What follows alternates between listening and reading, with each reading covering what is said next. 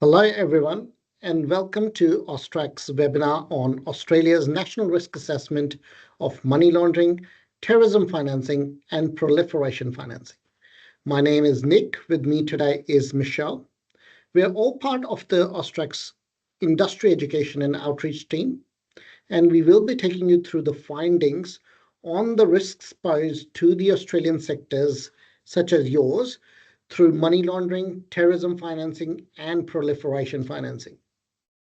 For the remainder of this presentation, I will refer this to as ML, TF, and PF. Firstly, AUSTRAC acknowledges the traditional custodians of country throughout Australia and their continuing connection to land, sea, and community. We pay our respects to elders past and present, and extend that respect to all Aboriginal and Torres Strait Island people joining us today. Thank you all for taking the time to join us. The purpose of today's session is to provide you with the contextual information on the scale and impact of the risks associated with ML, TF, and PF. This is information you need to meet your key compliance obligations under the AML-CTF Act.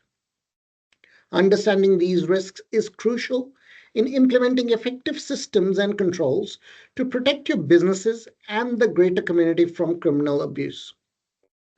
This webinar highlights some of the key findings of the National Risk Assessment that may be relevant to your business, but we won't cover all the information that was included in the National Risk Assessment. We encourage you to read these for a more fulsome understanding of money laundering, terrorism financing, and proliferation financing, as well as the specific vulnerabilities that may be relevant to your business's ML, TF, and PF risks. This webinar should not replace or form part of your staff AML CTF risk awareness training program. This July, AUSTRAC published two new national risk assessments, one on money laundering and one on terrorism financing in Australia. In December 2022, AUSTRAC published a national risk assessment on proliferation financing. Proliferation financing is when a person makes available an asset, provides a financial service, or conducts a financial transaction that is intended to facilitate the proliferation of weapons of mass destruction, regardless of whether the activity occurs or is attempted. These risk assessments are an important contribution to Australia's anti-money laundering and counter-terrorism financing, or AML-CTF regime. They bring together insights from across Australia's national intelligence community, law enforcement, and regulatory agencies, private sector stakeholders, international financial units, to provide a contemporary, consolidated picture of Australia's risk environment. They also highlight where efforts to combat money laundering, terrorism financing, and proliferation financing can be improved. AUSTRAC completed these national risk assessments as Australia's financial intelligence unit. However, we would like to acknowledge that over 50 partner agencies who made important contributions to the risk assessment, including law enforcement, intelligence agencies, regulators, social services, and taxation authorities at the Commonwealth and the state level. So how do we use the National Risk Assessment?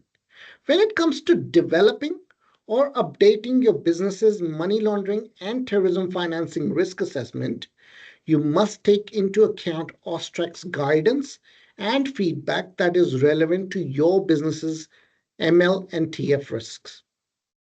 This includes relevant information from the National Risk Assessments. The information in the National Risk Assessment and today's webinar is important to consider, as it may alert you to risks that you were not aware of till now. The level of risks are constantly changing, as are the crimes that generate illicit funds for ML, TF, and PF activity. The risk assessments provide national and sector-wide views on ML, TF, and PF risk based on the information not available to individual businesses or organizations. National or sector-wide MLTF risk may impact on the particular MLTF-PF risks faced by your business or organization. Throughout today's webinar, you should consider how the information presented today is relevant to your business.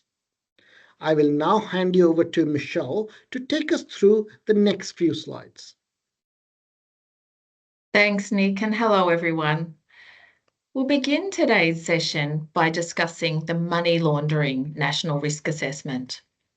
Money laundering is a major component of almost all criminal activity, and criminals continue to identify and exploit new opportunities to launder illicit funds through innovation, experimentation, and adaptation. Australia has a global reputation as a large, robust, and stable economy, which makes it an attractive destination for foreign proceeds of crime.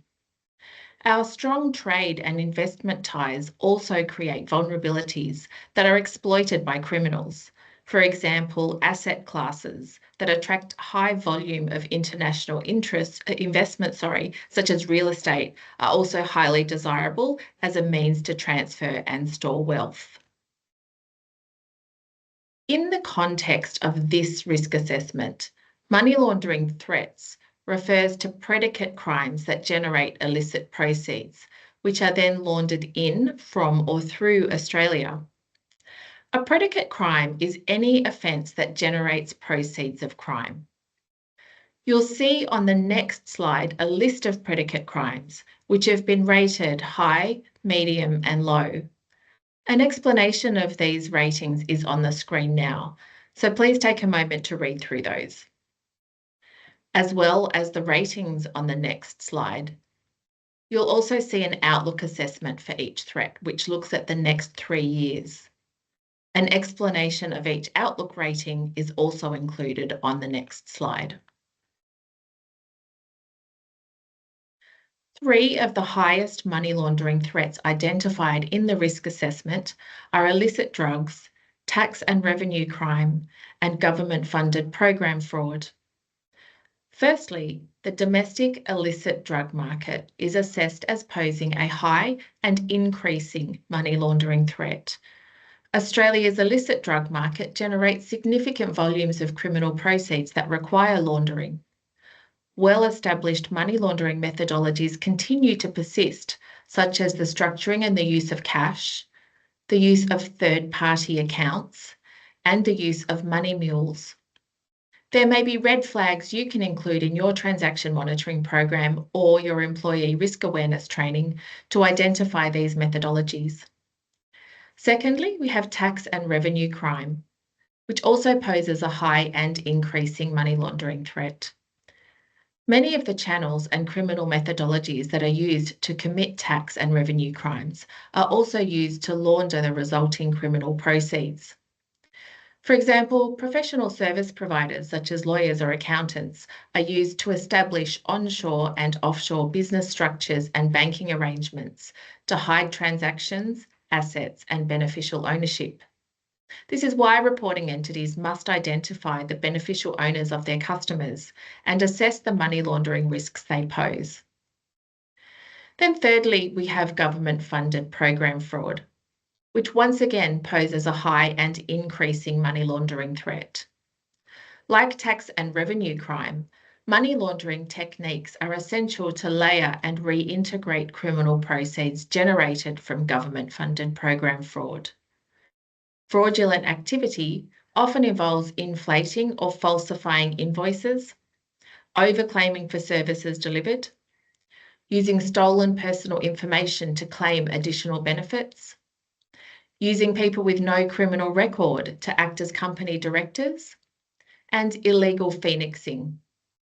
Now, phoenixing occurs when a new company is created to continue the business of another company that has been deliberately liquidated to avoid paying its debts, including taxes or employee entitlements. Identifying your customer's source of funds and source of wealth provides you with useful indicators on whether a customer's funds or wealth may have come from criminal activity, and will help you assess and manage your risks. In collaboration with the National Disability Insurance Agency, AUSTRAC released a financial crime guide in 2020, which includes indicators that can help you identify, monitor, and report suspected fraud against the NDIS. Then additionally, we have scams, which are assessed as posing a medium and increasing money laundering threat. This includes scams relating to romance, investments, threats and extortions, employment, and unexpected money. Money laundering techniques are required to layer and transfer the proceeds of scams to the offenders. And some of the key methodologies identified for scams include the use of mule accounts, impersonating phone numbers, email addresses, or websites of legitimate organisations, and creating fake ads, social media profiles, and reviews. Then lastly, the use of digital currencies as a payment method has also increased significantly in recent years. Sadly, Australians aged 65 and over were the most commonly targeted victims, as well as vulnerable members of the community such as Indigenous Australians, members of culturally and linguistically diverse communities, and people with a disability. Again, there may be red flags you can include in your transaction monitoring program or your employee risk awareness training to identify these methodologies and protect your customers. Now I'll hand you back to Nick, who'll go through vulnerabilities. Thanks, Michelle. So money laundering vulnerabilities exist across multiple levels, including national, sectoral, and channel levels. The risk assessment assigns a risk rating for the overall assessment of money laundering vulnerability for a number of sectors and channels. Channels here refers to the way in which money is being laundered, for example, through cash-intensive businesses or through remote delivery channels such as ATMs and internet and phone banking. You will see on the next slide a list of sectors and channels which have been rated from very high, medium, low to very low in terms of their money laundering vulnerabilities. On this slide, we have an explanation of the ratings. I'll give you a moment to read through them. Today, we will be discussing some of the higher risk sectors and channels, some of the sectors identified in the risk assessment as facing the highest money laundering vulnerabilities are major domestic and foreign subsidiary banks, casinos, and remittance service providers. So, unregistered remittance dealers and registered remittance service providers are assessed as posing a high and stable money laundering vulnerability. Remittance service providers operate in Australia offer fast and relatively low-cost methods of transferring funds domestically and overseas. This ability to move funds offshore quickly, easily, and at a low cost is attractive to money launderers. The complexity of product delivery arrangements can also hide the source and ultimate beneficiary of the funds. Registered remittance service providers who use offsetting arrangements or provide cash to digital currency services likely pose a heightened money laundering risk. Major banks and other domestic and foreign subsidiary banks also pose a high and stable money laundering vulnerability. Given their central role in the Australian economy and the global payment ecosystem, most money laundering activity will intersect with reporting entities in the banking sector at some point in the transaction chain. Major banks are almost certainly exposed to the majority of money laundering risk facing the banking sector, given the size of their customer base, scale of operations, cash transaction infrastructure, and global reach. Other domestic banks offer extensive and diverse products, services, and delivery channels, providing money launderers with more options to move large volume of funds. For examples, banks that offer corporate banking products and services in addition to retail products and services are exposed to misuse of trade finance facilities. Foreign subsidiary banks are generally more exposed to foreign jurisdiction risk because they offer products like foreign currency exchange accounts. They're also likely favored by customers with links to offshore entities. Casinos also continue to pose a high and stable money laundering vulnerability. Casinos are very attractive to criminals because they can accept large amount of cash, the high stakes wagering, and the fact that the large transactions are considered normal. Casinos continue to be exploited for money laundering on a large scale by criminal entities. They range from sophisticated transactional, serious and organized crime groups to opportunistic, low-level offenders. The key money laundering methodologies used by criminal entities, including structuring, the exchange of chips between people, and the buying and selling of tickets from electronic gaming machines. Back to Michelle now, who will take us through the banking channel vulnerabilities. Thank you. In terms of channel vulnerabilities, the risk assessment found that money laundering endures through channels with the capacity to process high volumes of cash. This includes banks, casinos, pubs and clubs, remitters, cash-intensive businesses, and luxury goods retailers. Digital currency exchange providers that accept cash deposits are also an emerging channel that money is laundered through. Domestic criminals continue to exploit cash as a value transfer mechanism, as well as to store value. Cash is exploited for its anonymity, accessibility, widespread acceptance, and availability, and it requires minimal skill, knowledge, and expertise. Common money laundering methodologies involving cash include structuring, third-party deposits, co-mingling by cash-intensive businesses, money mules, and bulk cash smuggling. Industries that accept significant cash payments are particularly vulnerable to exploitation, and cash-intensive businesses are assessed as posing a high and stable money laundering risk. Now, let's discuss legal structures, which are also assessed as posing a high and stable money laundering vulnerability. This includes various types of companies and trusts. Australian money laundering investigations have continued to observe the misuse of legal structures to store and move large volumes of criminal proceeds, including to offshore. Criminals hide their assets behind various types and layers of legal structures to conceal the true ownership and avoid confiscation. This is another reason why reporting entities must identify the beneficial owners of their customers and assess the money laundering risk they pose. Then finally, let's discuss trusted insiders. They're assessed as posing a medium and stable money laundering vulnerability. Trusted insiders is a term used for employees who misuse their access to an organisation's services, products, information or facilities for unauthorised or illegal purposes.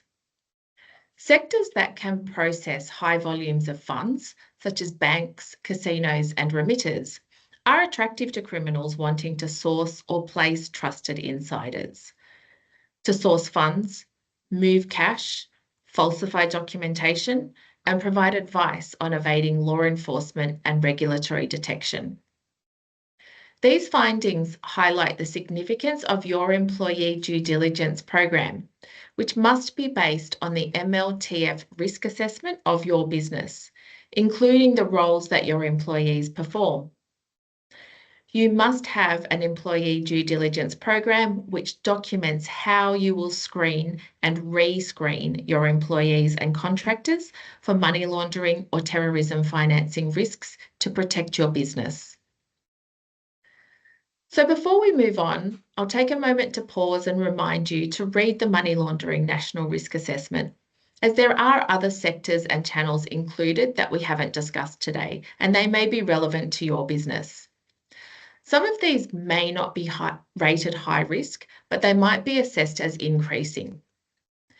Despite a sustained focus and effort across Australia, money laundering remains an intractable issue as it's highly intertwined with all profit-generating crimes. Australia remains committed to creating a hostile environment for criminal actors who abuse the financial system for money laundering. The National Risk Assessment provides further details on key judgments, factors, and features to help you assess these money laundering threats and vulnerabilities. So now that we've talked about the vulnerabilities for each sector and some of the money laundering methodologies that are observed, it can be hard to picture how these methodologies actually play out. So I'll take you now through some case studies that are detailed in the risk assessments. Our first case study relates to a remittance network provider's affiliate. In 2021, AUSTRAC cancelled the registration of an affiliate of a remittance network provider after its director and owner was convicted of conducting structured deposits.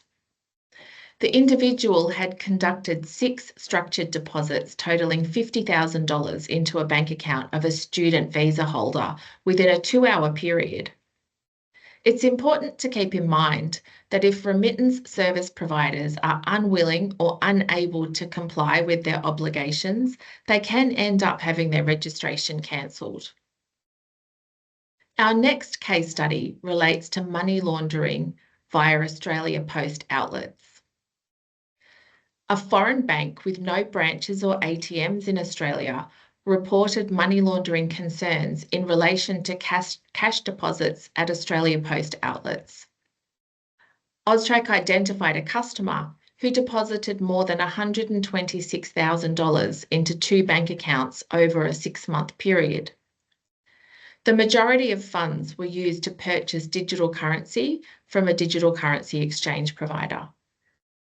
AUSTRAC analysis identified that the customer was subject to a number of suspicious matter reports by 3 reporting entities.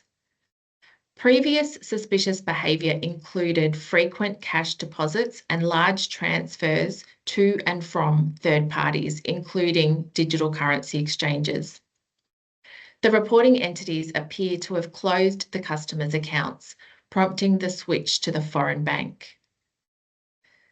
Then our third case study relates to a casino customer avoiding reporting requirements. Between 2016 and 2021, an Australian casino provided designated services to a customer, and the casino understood their customer to be the owner of a sushi restaurant. During this 5-year period, the casino recorded significant turnover of funds for this customer of more than $19 million. This is not in line with the expected source of funds and source of wealth associated with a business of this size and scale. The casino reported that the customer had engaged in large and unusual transactions in this time period, and the transactions were indicative of structuring, loan sharking, and using other customers to conduct threshold transactions on their behalf to avoid reporting requirements. Back to Nick now, who'll take you through the terrorism financing section of this webinar. Thanks again, Michelle. As with money laundering, Australia is committed to ensuring the country and its financial system are resilient in preventing the financing and support of terrorism both nationally and overseas. AUSTRAC combats terrorism financing through a well-established, robust counter-terrorism financing regime, which forms an important part of the country's national approach to countering terrorism and violent extremists in all forms. The terrorism financing in Australia's National Risk Assessment is Australia's second comprehensive national risk assessment focused on terrorism financing, with the last report of this scale being completed in 2014. This risk assessment brings together insight to assess the risks associated with the methods and channels identified to finance and support terrorism activity. In November 2022, Australia's national terrorism threat level was lowered to possible. The Director General of ASIO noted that espionage and foreign interference now replaces terrorism as the country's principal security concerns. With the number of violent extremists who have both the intention and the capability to undertake terrorist acts in Australia having decreased. Some of the key features of Australia's terrorism financing environment detailed in the risk assessments are: Australia's domestic terrorism financing environment remains small scale and low value. Australia's terrorism environment is largely characterized by small-scale terrorism financing fund flows to offshore terrorist organizations and affiliated groups. Terrorism financing remains difficult to detect, and terrorists and their financiers largely continue to employ the same established methods for raising and moving funds. Financiers prefer readily available and proven methods to move funds such as banking, remittance, and exchange of cash over complex schemes. Non-bank online payment service providers play an increasingly important role in the terrorism financing payment chain as they facilitate many payments for platforms in the online funding ecosystem. And there has been an increase in the use of digital currencies. Unlike the 2014 National Risk Assessment of Terrorism Financing, the recent National Risk Assessment also examines ideologically motivated violent extremists and religiously motivated violent extremists. I'd encourage you to read the risk assessment to familiarize yourself with these terms and for an expanded understanding of the Australian terrorism financing environment beyond traditional terrorism activities. The terrorism financing process generally involves three distinct stages. First is raising funds through donations, self-funding, legitimate business or criminal activity. Second is moving funds to a terrorist network, organization, cell or individual, or between such entities. That includes storing funds. Thirdly, using funds for direct, which is operational, and indirect, which is organizational costs associated with terrorist activity. Michelle will now talk about some of the key vulnerabilities identified for raising and moving funds. Thank you. You'll see in the table on this slide, there is a list of channels and methods used for raising funds. For each of these, the table shows how the level of risk has changed since the release of the Terrorism Financing Regional Risk Assessment in 2016. It shows a risk rating of the current overall assessment for religiously and ideologically motivated actors, being high, medium to high, medium, low, or very low, and an assessment of how the risk is likely to change over the next 3 years. A risk may be assessed as dynamic if it's likely to change, but the trajectory is undetermined and largely dependent on external drivers. Self-funding remains the main method of ideological and religious terrorism financing in Australia and is assessed as high risk. This has remained stable since 2016. It generally involves very low to low value transactions, for example, between $5 and a few $1,000s. This and the fact that funds are almost always sourced through legitimate activity makes it very difficult to detect and distinguish from ordinary behaviour. The overall risk that social media, communication applications, and crowdfunding platforms are used by Australian violent extremists to connect, inspire, and raise funds is also assessed as high. The level of risk has increased since 2016, driven by product availability and greater uptake. This refers to the misuse of social networking and content hosting platforms, internet communication applications, and crowdfunding platforms by violent extremists. Payments can be made in the online funding ecosystem in a number of ways, including transfers or deposits into a nominated bank account or a remittance account. Contributions can be made directly through platforms in the ecosystem, which are facilitated by online payment service providers or the transfer of digital currency. And finally, the overall risk that Australian registered charities and legitimate non-profit organisations, otherwise known as NPOs, are used to raise funds or divert funds for terrorism financing is assessed as medium.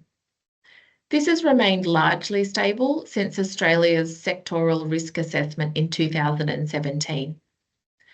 Registered charities and legitimate non-profit organisations can be established with the genuine intent to undertake charitable activity, with unintended illicit diversion occurring downstream.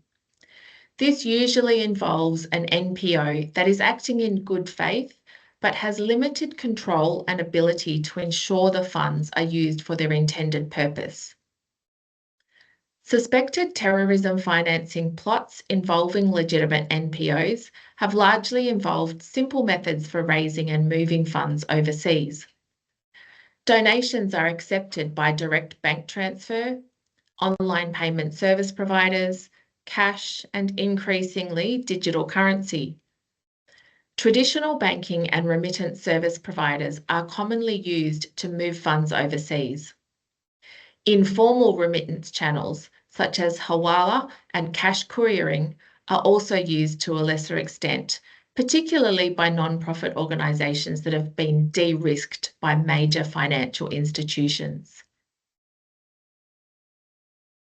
The second stage is moving the funds. The small scale of terrorism financing in Australia and the use of less sophisticated methodologies means that few channels and methods appear to be exploited. As we said earlier, terrorist financiers prefer readily available and proven methods to move funds, such as banking, remittance, and online payment service providers over more complex schemes. On this slide, you'll see a list of channels and methods for moving funds. The overall risk rating of the banking system being used to move and store funds for terrorism financing is assessed as high, as banks continue to be a reliable and efficient way to move funds nationally and globally by threat actors. Terrorism financing risk is concentrated in retail banking, which is exposed to high volumes of low-value transactions. Transaction accounts and electronic funds transfers are particularly attractive for terrorism financing, as they allow for rapid, reliable, and easy collection, storage, and movement of funds nationally and globally. The overall risk that remittance services are being used to move funds for terrorism financing offshore is also assessed as high, as remitters continue to provide a proven channel for financing terrorism.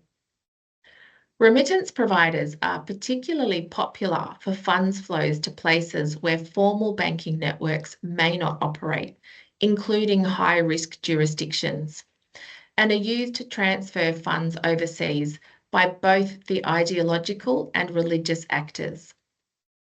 Religious actors are sometimes linked to the remittance service providers that they exploit. Methods to remit funds are largely unsophisticated, and in most cases, little effort is made to hide the source or destination of funds. However, third-party intermediaries are sometimes used to complete remittances in order to hide the end beneficiary of illicit transfers. Now, lastly, let's look at online payment service providers, which enable businesses to accept online payments by linking customer payment information to the business account and facilitating the transaction between their respective financial service providers securely. The risk of non-bank online payment service providers being used to move funds for terrorism financing is assessed as high. The level of risk has increased since 2016 in line with its increased uptake by the general community. Online payment service providers facilitate a range of low-value payments, onshore and offshore, for illicit actors across the ideological and religious spectrums. Few examples of sophisticated activity have been observed. However, some individuals without a criminal record have allowed their accounts to be used for fundraising campaigns linked to nationalist and racist violent extremists to help avoid detection. Once again, I'll encourage you all to read the Terrorism Financing National Risk Assessment to get a better understanding of the sectors and channels that we haven't discussed that are used to move funds for terrorism financing. The risk assessment outlines the vulnerabilities for specific sectors, and this may help you better mitigate and manage your terrorism financing risks. Lastly, I'll hand you back to Nick again to take you through the remainder of the presentation. Thanks so much, Michelle. So, in December 2022, AUSTRAC published a national risk assessment on proliferation financing. The result of this risk assessment found that Australia is primarily targeted by state-based or linked procurement networks that wish to exploit a range of sectors to export restricted, sensitive, or dual-use goods and knowledge. Procurement networks targeting Australia operate on behalf of North Korea and Iran, as well as other countries of proliferation concern. Other significant proliferation financing threats include the use of third country nationals to facilitate proliferation financing and evading sanctions, and the exploitation of Australian citizens to source and export sensitive technologies and knowledge for use by actors of proliferation concern. All reporting entities must have a risk-based system and control in their transaction monitoring program to identify and report suspicious matters.